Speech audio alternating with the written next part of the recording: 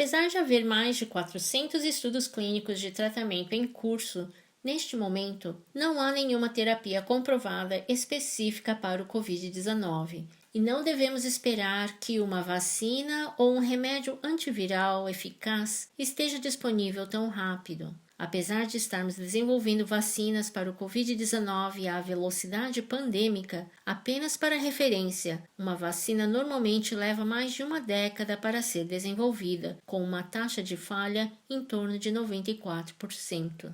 Muitos pediram o conselho do Dr. Greger sobre o que podem comer para ajudar a melhorar o seu sistema imunológico. Como não morrer de infecções é, afinal, o título do capítulo 5 do seu livro Comer para Não Morrer. E ele tem centenas de vídeos gratuitos no nutritionfacts.org sobre a função imunitária e algumas que já estão dubladas em português aqui no Fatos Nutricionais.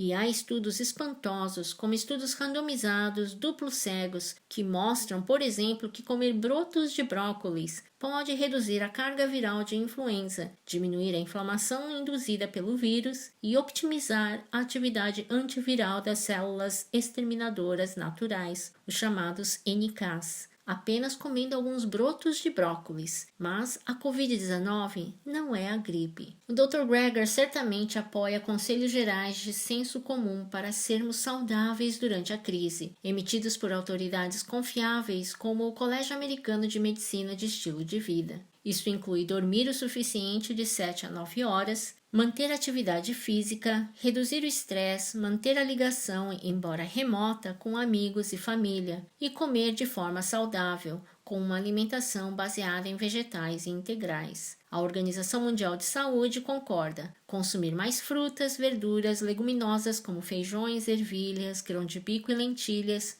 oleaginosas, cereais integrais e a diminuição do consumo de açúcares, carnes, laticínios, comida processada e sal. Um estado nutricional ideal para um sistema imune funcionar bem é um fator importante para proteger contra infecções virais. No entanto, devemos resistir ao impulso de nos juntarmos à carroça das poções mágicas, de supostos alimentos que melhoram o sistema imunológico, dada a nossa quase total ignorância dos aspectos imunológicos desta nova doença, porque melhorar partes específicas do sistema imunológico poderia, hipoteticamente, ainda tornar as coisas piores. Vamos explicar o porquê. Considere o exemplo deste casal, ambos com a mesma idade, admitidos ao hospital no mesmo dia pela infecção Covid-19, febre e falta de ar. Tragicamente, a mulher era imunocomprometida, porque estava em quimioterapia devido a câncer de mama. Por outro lado, o marido tinha um sistema imunológico intacto. No entanto, a mulher reagiu bem, saindo do hospital em menos de uma semana, enquanto o marido acabou em cuidado intensivo. Espere, a paciente imunocomprometida reagiu melhor? Como isso é possível?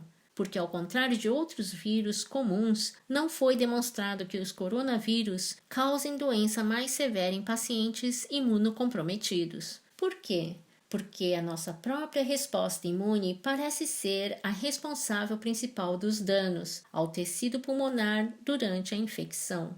A partir da segunda semana dos sintomas, o vírus pode desencadear o que se chama uma tempestade de citocinas. É uma reação autoimune em que o corpo exagera e, ao atacar o coronavírus, acaba destruindo os pulmões. Na primeira semana da doença, é o próprio vírus que desencadeia a maior parte dos sintomas, mas nos casos mais severos, é a nossa própria resposta inflamatória que passa a dominar e causa a maior parte dos danos. É notável que muitas das nossas vias de sinalização da imunidade inata, essas citocinas, mensageiros químicos liberados pelas nossas células imunitárias, têm como objetivo matar as nossas próprias células.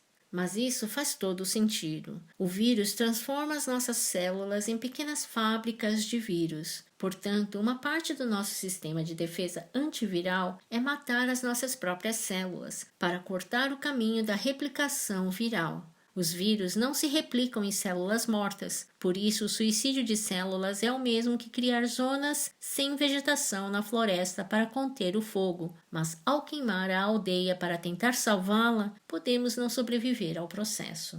Isto levou alguns a considerar a imunossupressão como tratamento para a Covid-19 grave.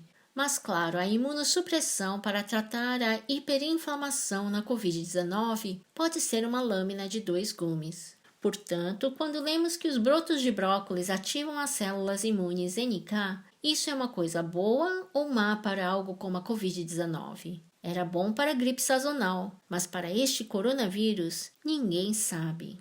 As crianças pequenas têm sistemas imunes relativamente imaturos e normalmente sofrem muito de infecções virais como a gripe, mas não aparentemente de Covid-19, SARS ou MERS, os outros dois coronavírus mortais. É interessante que uma teoria sobre a razão das crianças parecerem protegidas sugere que uma maior exposição pré-existente a coronavírus do resfriado comum oferece às crianças alguma proteção cruzada contra o novo vírus. Mas, ironicamente, uma outra teoria sugere que é a falta de exposição a vírus semelhantes que os estão protegendo. Há um fenômeno conhecido como ADE, infecção facilitada por anticorpos, um fenômeno descrito há mais de 50 anos. Na maior parte dos casos, os anticorpos que produzimos para atingir patógenos os neutralizam ou, no mínimo, marcam os invasores para serem removidos. No entanto, às vezes, os anticorpos podem, na realidade, facilitar a infecção viral, exacerbando a doença. Isso poderá ser o caso da SARS, onde os anticorpos gerados contra as proteínas dos espinhos virais foram algumas vezes observados, promovendo a infecção. Nos macacos, uma vacina experimental para a SARS resultou em danos agravados aos pulmões. Os criadores de novas vacinas estão bem cientes deste fenômeno e trabalham para garantir que qualquer vacina comercial esteja livre deste problema, mas tem sido usado para propor uma explicação para a incomum distribuição de idades nos casos severos de Covid-19. Talvez coronavírus semelhantes tenham circulado sem serem notados há décadas atrás, e as pessoas velhas o suficiente para terem estado expostas a eles estão agora experimentando respostas exageradas ao Covid-19. Os mais novos nunca entraram em contato, por isso não têm a mesma reação exacerbada. O Dr. Greger não sugere que esta especulação seja verdadeira. Ele apenas usa para ilustrar a complexidade das nossas interações imunitárias. Os vírus atacam, nós contra-atacamos.